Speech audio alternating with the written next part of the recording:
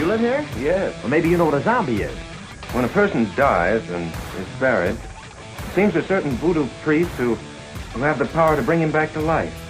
That's horrible. It's worse than horrible because a zombie has no will of his own. You see them sometimes walking around blindly with dead eyes, following orders, not knowing what they do, not caring. You mean like Democrats? Ah, yes. You mean like Democrats? Bob Hope. The more things change, the more they stay the same. And now, Jimi Hendrix.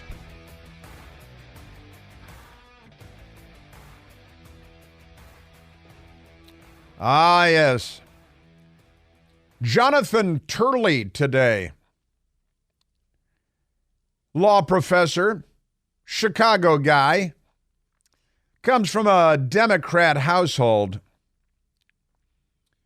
Wrote a piece on the Fox News webpage with the headline, Democrats Lost One Precious Thing at Hunter Influence Peddling Hearing. Was it a big vial of cocaine? Was it a list of phone numbers for Russian prostitutes? Ukrainian businessmen that want to funnel money? No, that wasn't it. That wasn't it.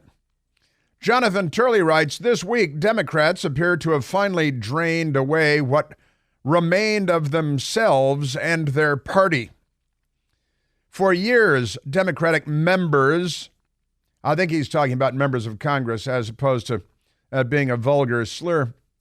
For years, Democratic members and the media have demanded any evidence of the direct involvement or knowledge of President Joe Biden of influence peddling operation of his son Hunter and his brothers James and Frank. Frank's kind of been getting away with this. He's off on the periphery over there. And the news media doesn't cover the news. They cover it up. At the hearing, you may recall the hearing, we were playing pieces of it for you here, Tony Bobulinski and so on. At the hearing, witnesses testified under oath about specific meetings with Joe Biden discussing these foreign dealings and family business interests. Bank records were introduced showing the transfers of millions, that's millions of American dollars, going to Hunter and various Biden family members. Faced with the evidence that the president lied about his lack of any knowledge or involvement in the influence peddling, the Democrats opened their fingers wider. They went like this. Representative Dan Goldman, Democrat, New York, captured the problem for Democrats in even addressing any of the mounting evidence contradicting the president. Yet Goldman has long shown a willingness to rush in where angels fear to tread. Now, the Democrats continue to deny. It's just deny. It doesn't matter the mountain of evidence in front of them. And you point to the mountain of evidence. You read it aloud to them. And they turn around the next minute and they say, what evidence? And they go to the cameras outside like they're Adam Schiff. And they lie and they lie and they lie. And they say, well, there's no evidence here, when they've just had hours and hours of evidence presented to them and everyone can see it. It's as plain as day. And they just lie because, a lie repeated 1,000 times becomes the truth. And that's the way they view the world. Just like Joseph Goebbels of the Socialist Workers' Party of Adolf Hitler. Yes, sir, just amazing stuff. In previous attacks, Congressman Goldman repeatedly hid the Bidens with friendly fire when eliciting damaging answers from witnesses. Goldman has a habit of raising the worst evidence that his colleagues have avoided. In one hearing, he stumbled badly in raising the WhatsApp message where Hunter Biden told a Chinese businessman that his father was sitting next to him and would not be pleased unless he sent him money. It's a classic shakedown, pretty straightforward stuff. But the Democrats pretend that there's nothing to see here because they're very comfortable lying all the time. It's quite atrocious, really. On another occasion, Goldman, prompted an IRS whistleblower to note that an email Goldman read into the record was actually a direct contradiction of the denials of the president. But pay no attention to that. So the law professor Jonathan Turley, award-winning legal scholar. And he goes on about the Democrats just lying their way through all of this and pretending, and this goes to the news media as well, pretending that the hearing with Tony Bobulinski didn't prove anything. They just keep coming out and saying, well, there's no evidence here. I know, I deal with, liberals in media who make these ridiculous claims. And of course, he points out that Alexandria Ocasio-Cortez cut off Tony Bobulinski to say, excuse me, sir, RICO is not a crime. It's a category. Hey, what is the crime? And this whole thing is just so embarrassing that Jonathan Turley had to raise an eyebrow at all of this. With that, it appears that Trump has now been cleared of charges in Atlanta by no one other than Alexandria Ocasio-Cortez. Racketeering is a crime, and some of the crimes referenced by Tony Bobulinski are commonly part of such conspiracies. But pay no attention to that. And then there's Big Guy, and the Big Guy gets his 10% cut, and Tony Bobulinski's talking about that. But never mind that. Then Jonathan Turley, writing toward the bottom of the piece, he writes about himself. He says, as a lifelong Democrat from a politically active Chicago family, one of the most corrupt political operations in the United States of America has always been the Democrat Party in Chicago. I have corrupt family members that have been involved in the Chicago Democrat political machine growing up myself, but never mind that for now. As a lifelong Democrat, he writes, from a politically active Chicago family, I can no longer recognize the party of my youth. Sounds like things that I've said many times before. We once stood for something other than the next election or hating others. Sounds kind of like things that I say quite frequently, too. I've always liked Jonathan Turley. I've met him a couple of times over the years, and he's obviously a very smart guy, and he's a very pleasant man, and he's a good man, and he seeks the truth, which is unfortunately a rare characteristic in grown men these days, certainly in Washington, D.C. But he says, by the end of the hearing, virtually every Democratic member had attacked the witnesses and denied the obvious corruption surrounding the Biden family. They had become a party of Richard Riches. Richard Riches. That's like Richie Rich, poor little Richie Rich. Of course, this unified effort to deny the obvious left little time to look down at what remained in their hands. The Democrat Party is gone. This is the international left, and that's a gang of criminals, and that's the Democrat Party. Turley continues, they had owned the moment when the party fought to shield one of the most extensive and lucrative influence peddling operations in history. That's the Democrat Party. It is. It is, and the news media is key to this whole thing. None of this works if the media doesn't back you up in the fraud that you're perpetrating. But good for Jonathan Turley. As a lifelong Democrat from a politically active Chicago family, I can no longer recognize the party of my youth. We once stood for something other than the next election or hating others. It's the old point and hate. And Jonathan Turley was asked this morning on the Fox News channel about the piece that he had written. And I have two sound bites for you that I want to share with you. Jonathan Turley talking about the Democratic Party and what has happened to the Democratic Party. And if you're a member of the Democratic Party, you should listen to this because Jonathan Turley is smarter than you, and he's telling the truth. I don't know how we got to this point as the Democratic Party. This is a party that is now actively supporting censorship and blacklisting. It's a party that has supported ballot cleansing and court packing. It's a party where you've got people like former Senator McCaskill calling witnesses Putin lovers because they're appearing against the Biden administration. You have Democratic members who are saying that you are a Russian fellow traveler if you raise questions related to the Biden corruption scandal. And at some point, you have to ask, well, what have we become? I mean, well, what do we stand for? It's unrecognizable for many of us who've been lifelong Democrats. We used to stand for something. And now it just appears that it's about the next election, or it's about hating Trump more than loving other values like free speech. That's all 100% true and very well put, I've got to say. They're an anti-free speech party. They're an anti-First Amendment party. We have this dim-witted Supreme Court Justice, Ketanji Brown Jackson, who doesn't know what a woman is and doesn't believe in the First Amendment, believes that the First Amendment could impede the government's ability to censor people. And that's why she was picked for the court, because she's a radical, a left-winger, anti-intellectual, not very bright, has gotten a free ride through her life in the United States of America. And now the Democrat Party is pro-censorship. They trample the First Amendment rights of their political enemies, and they have a great many political enemies.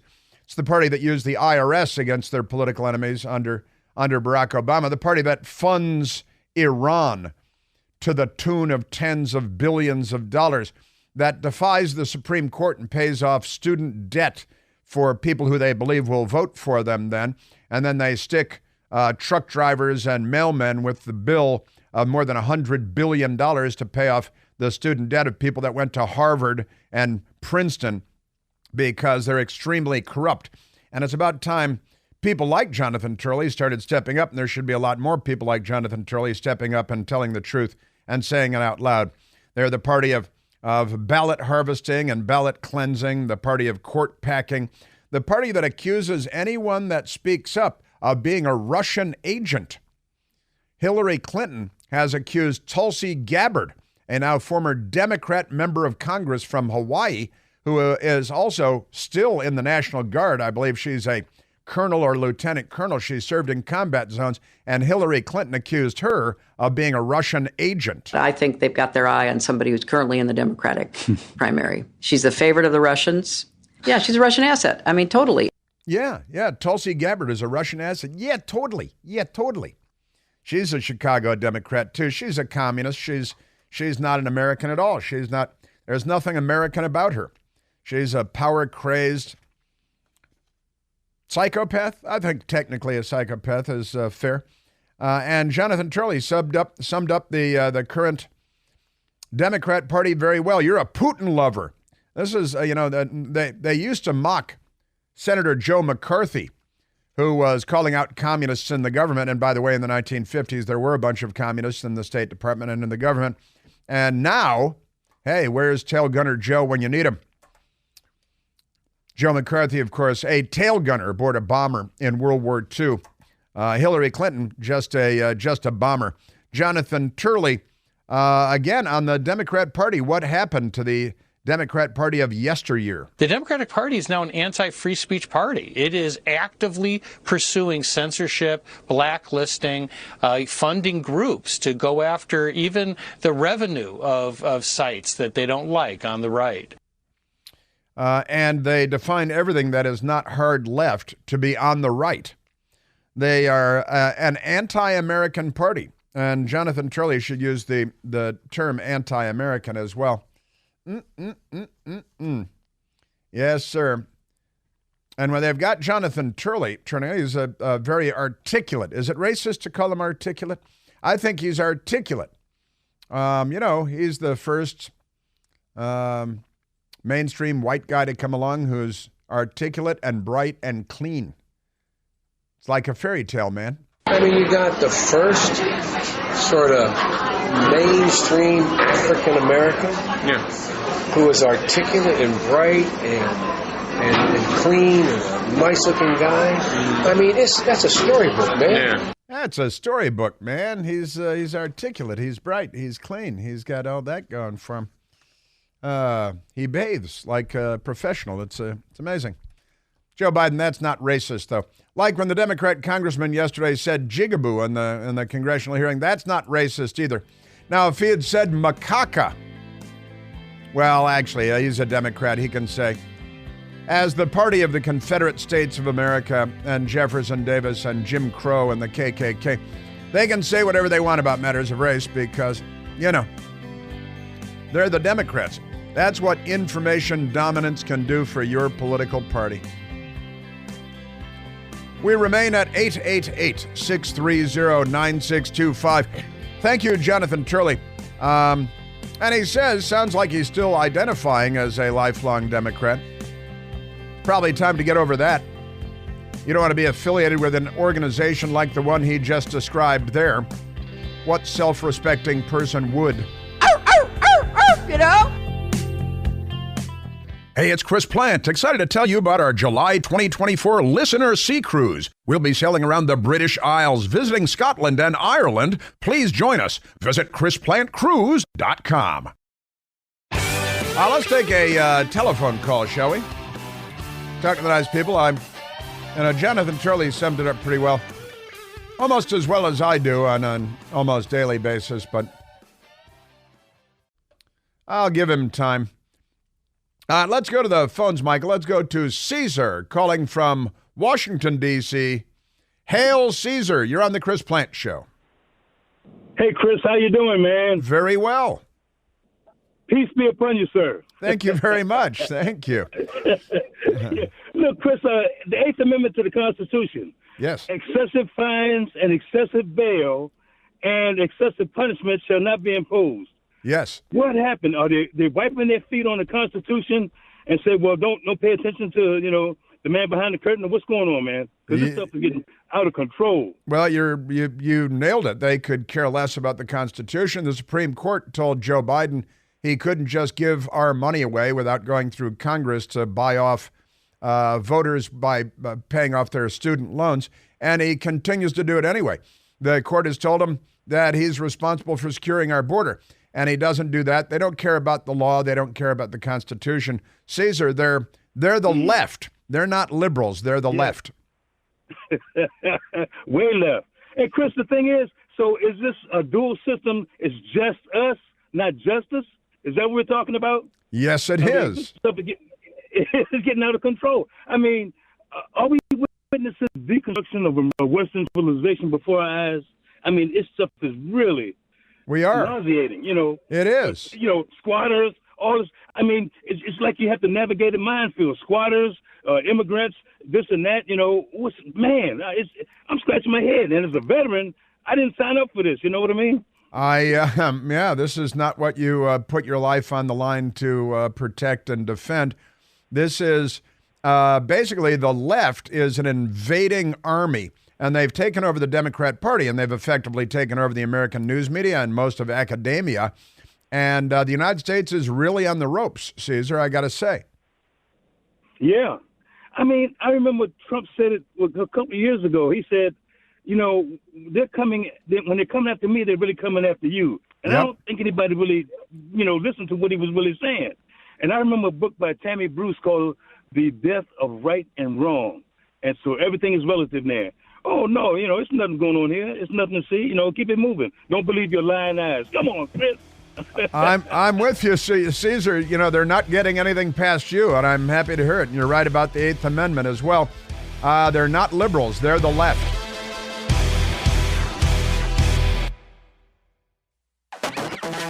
Now, Caesar covered a lot of territory there. A lot of good stuff.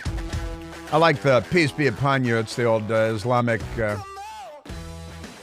honor there. And PBUH, peace be upon him. I'm guessing Caesar served in the Middle East, throwing out the peace be upon you thing. And he covered a lot of stuff. And great laugh. And one of the things he talked about was the squatters. What's going on in this country with squatters? What kind of a third world banana boat are we running here? It's a fair question, I think. And one of the stories, and I mentioned it a bit earlier, that in New York, there is, they've destroyed the city of New York, the Democrats have, because they're not on our side. They're not on the side of civilization. They're the left. And in the 20th century, they murdered 100 million people and destroyed scores of countries and subjugated people by the hundreds of millions, quite literally.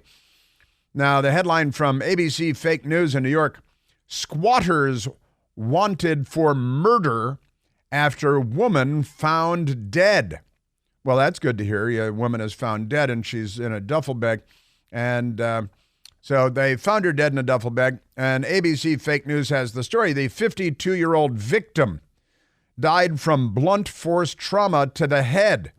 Well, that's kind of fascinating because that's how Laken Riley died, and the blood is on Joe Biden's hands, no doubt about it. 2 squatters are wanted for murder after they allegedly killed a woman who walked in on them living in her mother's New York City apartment, police sources told ABC Fake News.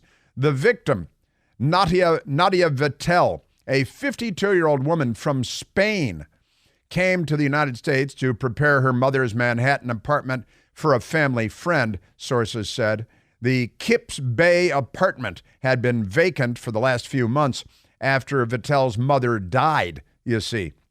And then Democrats moved in because they're criminals and they're planning on stealing the apartment. When Vittel went inside, she found a man and a woman living there, the sources said. They just moved in.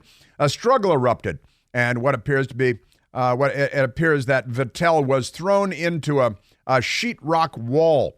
The two suspects then allegedly stole Vittel's Lexus and drove to New Jersey and then Pennsylvania, following the GPS on the vehicle, where they crashed near Harrisburg, Pennsylvania.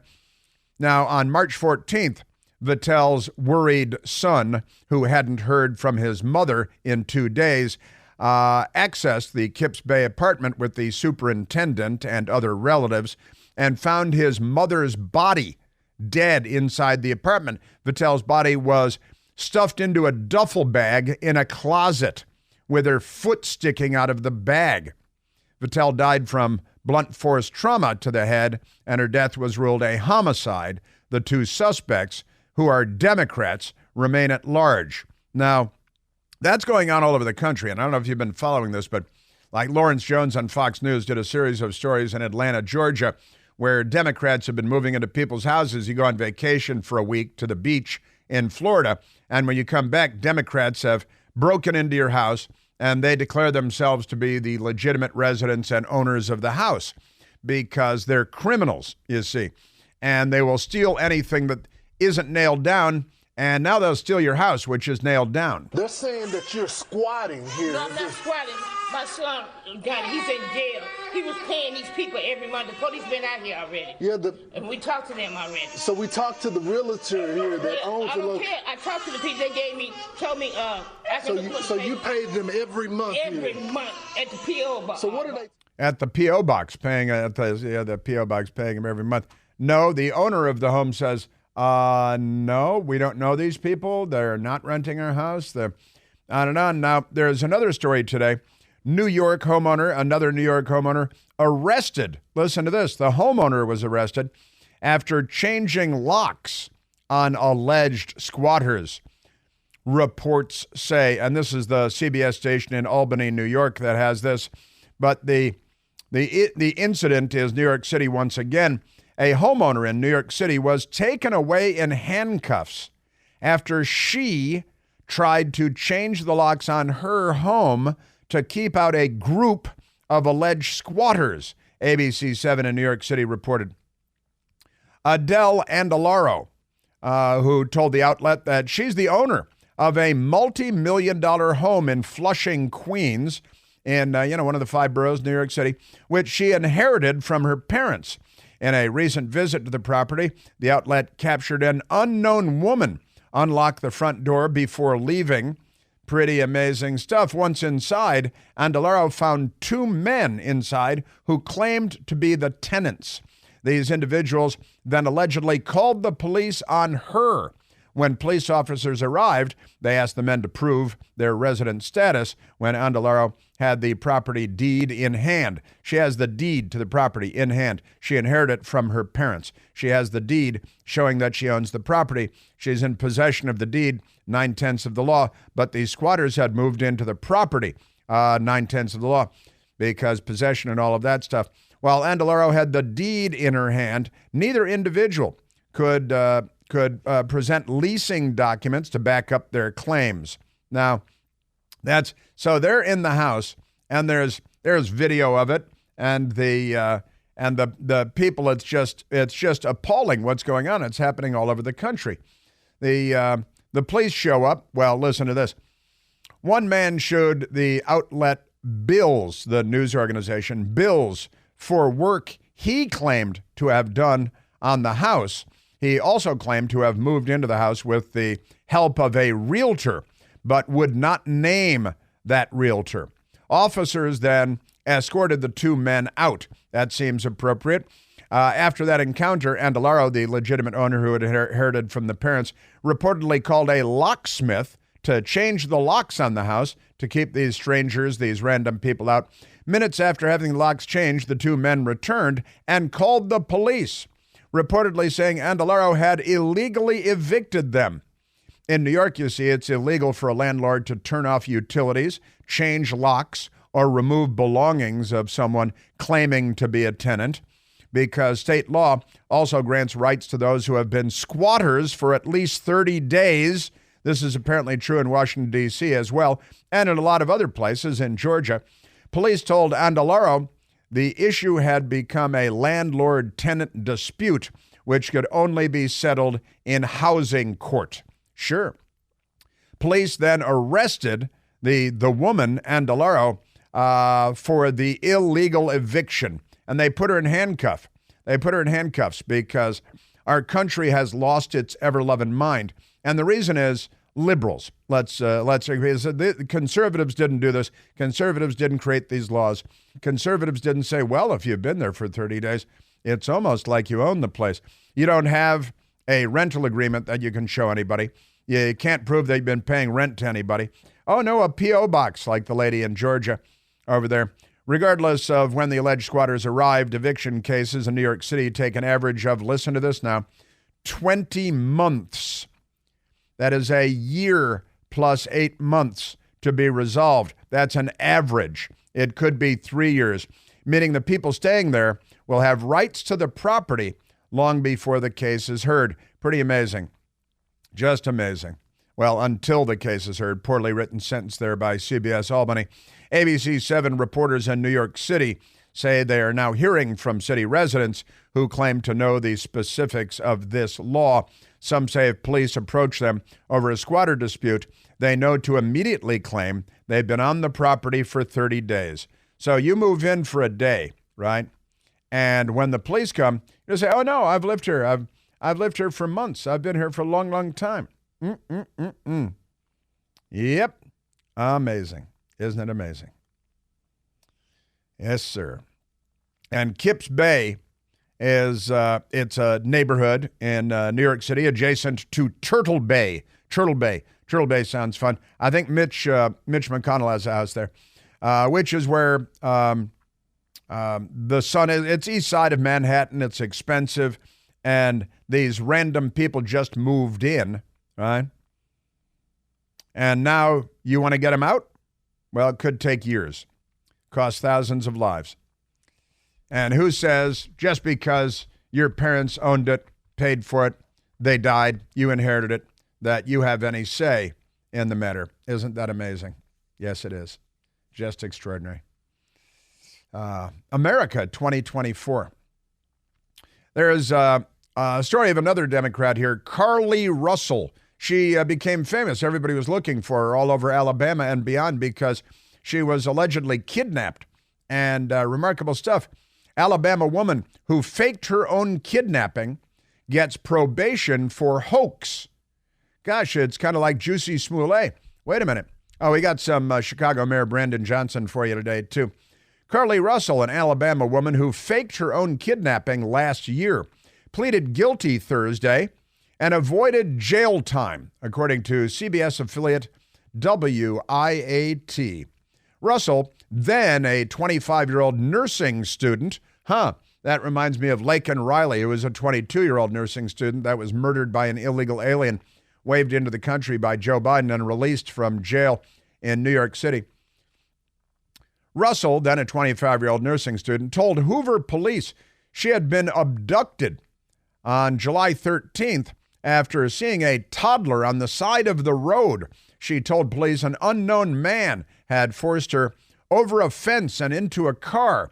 And for the next 49 hours, hundreds of police and volunteers searched for the missing Russell.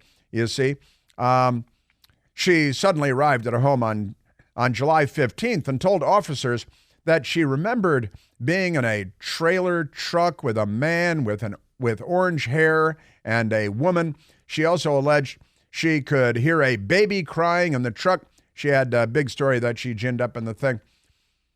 She told police she was eventually able to escape, and police were suspicious of her timeline. Eventually, she admitted to fabricating the abduction. Now, she pleaded guilty Thursday to making false police report like Juicy Smollett and falsely reporting an incident to law enforcement in the Jefferson County Courthouse, WIAT reported. And Russell will avoid jail time and instead receive a 6-month suspended jail sentence, and she was given a year probation in order to serve 100 hours of community service for faking this police report and all that stuff. Russell will also need to pay the city of Hoover $18,000 in restitution for the fraud that she perpetrated. Now, this is, of course, reminiscent of The Man with Orange Hair, and it was a white man, and she's African-American, and she was kidnapped and held her for 49 hours, and it was all made up. It was all a lie. What she was really doing, boink, boink, who knows? But whatever she was doing, she was lying about it. She was making up, and The Man with Orange Hair and the trailer and all this stuff, and it was all fake. Now, that does remind us of Juicy Smollett, doesn't it? And then let's go to Brandon Johnson in Chicago. He's the mayor of the city of Chicago. I believe it's soundbite number 16. And the judge there, it says Brandon Judd, but that's okay. We'll straighten that out. And the Brandon Johnson, the mayor of Chicago, Illinois, yesterday, he was very upset because they had a bill in Chicago having to do with what they're going to do about homelessness in Chicago. And it was a referendum. And, we had this primary election, and this was included in the primary election the other day in Chicago. And the Democrats, they lost. They lost their thing. They had hoped to pass this crazy homelessness bill, and people in Chicago, the voters in Chicago said, no, I don't think we're going to follow the Democrat plan here with all of this crazy stuff. So Brandon Johnson came out and talked to the press, kind of, and you'll never guess who he blamed for the Chicago Democrats losing their referendum because, it's the usual thing. Homelessness in Chicago, they got all these illegal aliens by the thousands and all this stuff. Mayor Brandon Johnson nods to possible loss for Bring Chicago Home. That's what they call it, Bring Chicago Home, this homeless bill. And he vows he's going to continue to fight. He's going to keep fighting to the Bring Chicago Home referendum, which failed. Now, under repeated questioning Wednesday at a city council meeting, the mayor refused. He naturally, because he's a Democrat, he doesn't have to answer questions, to say exactly what he would do to continue that fight, nor would he say whether he would try to search elsewhere for more revenue, because they're going to need a lot of money. So their big plan to keep fighting for homelessness. But why did it lose? Why did the referendum lose? Who did he blame? It's crazy. Also not lost on me, I think there were 38,000 Republicans that showed up and voted for Donald Trump or something like that in Chicago. So, since if we're trying to draw some conclusions and you all want some other, analytics you might want to discover, that might be something to look into, because I'll just say it, there's a good chance that played a part in this referendum. So the same people who want to see Donald Trump to become president, sometimes I do feel like he wants my job, but who wants to be president again, those are the same voters who voted for him, and the same voters where you look at where there were more no's, they were concentrated there. He needs to be institutionalized. He's obviously mentally unstable. Donald Trump wants your job, and sometimes I think he wants my job, and Trump voters showed up because this, that reminded us of Juicy Smollett, too, because you remember Juicy Smollett, he put a noose around his own neck. He went out to get a sandwich in an Arctic blast at 3 o'clock in the morning. He's very severely mentally impaired. He's got really major mental issues like so many Democrats, and he said, remember, the Trump voters grabbed him on the street because they recognized him. Nobody recognizes him from anything.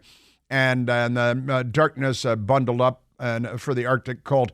And these random Trump voters walking down the street at 3 o'clock in the morning in an Arctic freeze saw Juicy Smollett and ran over to beat him up and say it's MAGA country, and they had a noose with him and they put it around his neck. And a lot of Democrats believed this. There is no doubt in your mind what motivated this attack. I could only go off of their words. I mean, who says empire? Nobody. This MAGA country. Nobody. Ties a noose around your neck. Yeah, it had a noose. And pours bleach on you. And they had bleach. 3 o'clock in the morning, they had a noose and bleach, and they used the N-word, and they knew the show. What's the show? Empire. Nobody knows that show. Chicago Mayor Brandon Johnson suggests Trump voters are to blame for failure of city's tax hike referendum. But we're going to house the homeless. The Bring Chicago Home real estate transfer tax referendum promised to bring $100 million a year in to combat homelessness crisis. They were going to tax the rich and tax breaks for the not as rich. And he's blaming Trump voters in Chicago. Everyone should leave Chicago right now. Everyone should leave New York right now.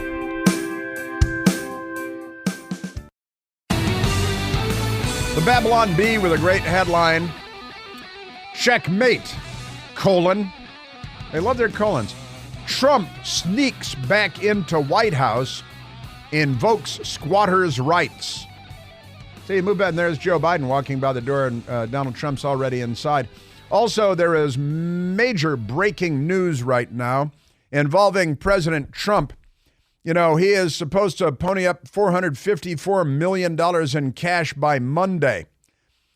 Well, huge breaking news. Truth Social, his social media platform, now merging with another media group, and it will put $3.5 billion in Donald Trump's pockets.